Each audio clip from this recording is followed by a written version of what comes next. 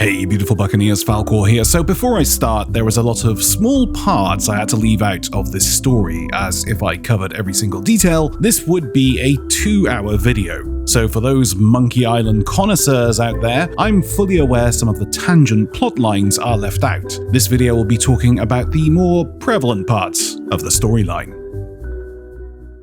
The adventure starts as any adventure would, with a would-be hero, or in this case, this guy, Guybrush Threepwood, adamant to begin his adventure and fulfill his aspiration of becoming a legendary pirate. His adventure begins in the deep Caribbean in the Tri-Island area, on a place called Melee Island. After asking a local who is also the lookout for this island about where the best place would be to inquire about joining a crew, he is directed to the local Scum Bar. Within this ramshackle tavern, he asks around the locals if they know of any pirates looking for a crew member, and he is directed to these 3 pirate leaders.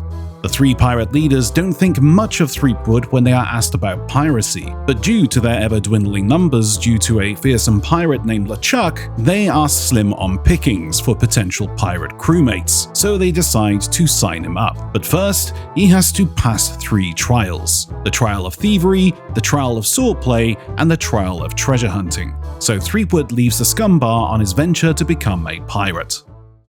Meanwhile, a ghostly ship sails on an ocean of lava underneath Monkey Island. This is the ship of the dreaded and ghostly LeChuck. LeChuck is informed by his first mate Bob that a new pirate is beginning training on Melee Island. LeChuck decides to take care of this new pirate personally, as not to ruin his plans.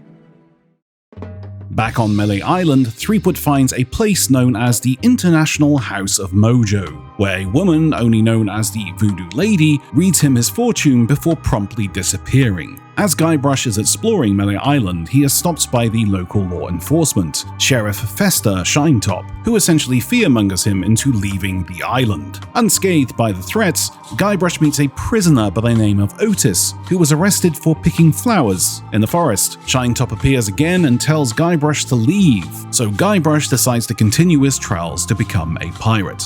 He begins with the trial of treasure hunting. For this, he needs a map, which he acquires from the map seller, and a shovel from the local store owner. However, he needs a substantial amount of gold for this, so Guybrush looks for a way to make gold. On his travels, Guybrush finds a circus tent. Inside are the Fettuccine brothers, who hire him to test out their cannon. In return, they will pay him. Using a pot as a helmet, Guybrush enters the cannon and is fired into a pole, but fortunately not injured.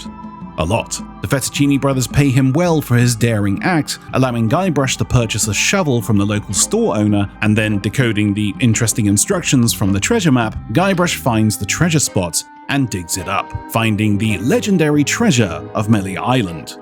A t-shirt. Moving on to the trial of swordplay, Guybrush meets an expert swordsman called Captain Smirk, who teaches him the true art of swordplay, insult sword fighting. I swear, if this is not in the crossover, I will riot. After Guybrush defeats the many opponents on Melee Island in insult sword fighting, he finally becomes good enough to challenge the expert swordmaster, Carla. The general storekeeper knows her location and escorts Guybrush to her house. After Guybrush defeats her, he receives his reward: another t-shirt. We then move on to the trial of thievery. Guybrush decides to take something from the governor of Melee Island's mansion. He feeds what are only known as piranha poodles a piece of meat laced with a sedative to get past their guard duty. And as the game states, they did not die. He gains entry to the mansion and tries to steal an idol from the governor, but is stopped by Sheriff Shinetop, who tries to place him under arrest. The governor then arrives, known as Elaine Marley, and for some reason covers for Guybrush, calling Shinetop off and escorting him out of the building. Taken back by her good looks, Guybrush stumbles over his words and is unable to properly thank her for this action, and she leaves him to finish the quest to become a pirate, letting him keep the item he tried to steal. As Guybrush leaves, however, he is stopped again by Shinetop, who explains his plans for the governor are too important to be stopped by the likes of him. He ties the stolen idol around Guybrush's waist and throws him into the water, and then Guybrush climbs a ladder to get back out of the water onto the dock, where Guybrush sees a ghost ship sailing off into the distance. The island lookout then arrives and tells Guybrush that Governor Elaine Marley has been kidnapped and just left in the ghostly ship to Monkey Island. Sheriff Shinetop, as it turns out, was the ghostly pirate LeChuck all along. LeChuck has the ability to shapeshift. Remember this. LeChuck and his first mate both discuss their plan of kidnapping Elaine and some kind of route.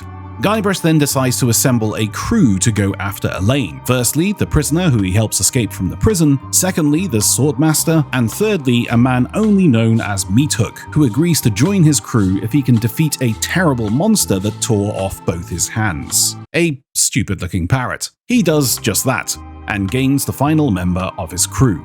With his crew assembled, Guybrush sets off to find a ship, meeting a sleazy U-ship quartermaster named Stan. He purchases a boat, the Sea Monkey. His shipmates, however, are not very impressed with their hand-me-down ship, but endeavor to help him out to save Melee Island. Once at sea, however, Guybrush's crew decide that they're just bored and want to stage a mutiny because they just want to sail and have a nice time. Taking matters into his own hands, however, Guybrush brews a recipe left in the logs of the ship's former first mate, Toothrot, and doing so creates a voodoo-like potion which causes him to pass out and directs the ship to Monkey Island. Once at the island, whilst his crew take in some rays, he once again adorns the pot on his head and fires himself from the cannon to Monkey Island. On the island, Guybrush meets the former first mate of the Sea Monkey. Toothrot reveals that LeChuck's lair can be found under Monkey Island via an entrance in the shape of a large monkey head. And Toothrot holds the key, but he won't let him have it yet,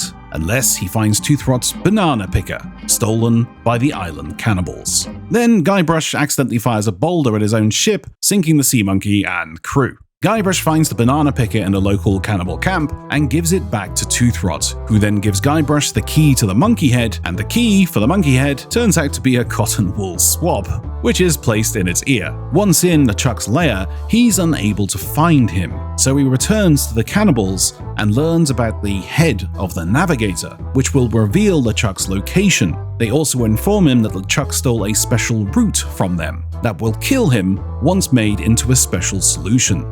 Using the head of the Navigator, Guybrush finds LeChuck's ship and sneaks aboard thanks to the magic from the head of the Navigator and retrieves this strange root.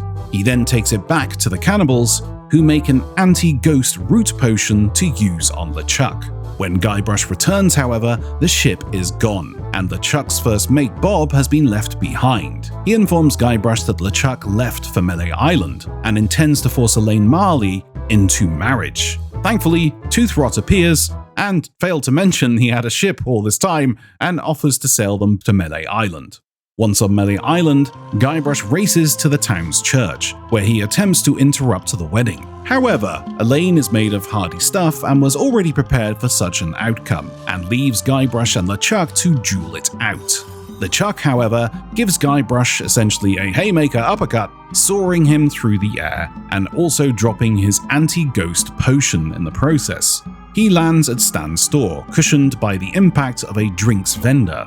LeChuck arrives and also delivers a haymaker to Stan, but as LeChuck winds up to hit Guybrush again, Guybrush picks up a bottle of soda that fell from the vending machine and sprays it in LeChuck's face. For some reason, this kills LeChuck, because this was a bottle of root beer. The potion was root beer. All Guybrush had to do was put 1 coin into this machine, get a root beer, and kill LeChuck. LeChuck explodes and creates a beautiful firework-like display. Guybrush and Elaine then share a romantic moment watching LeChuck explode above them.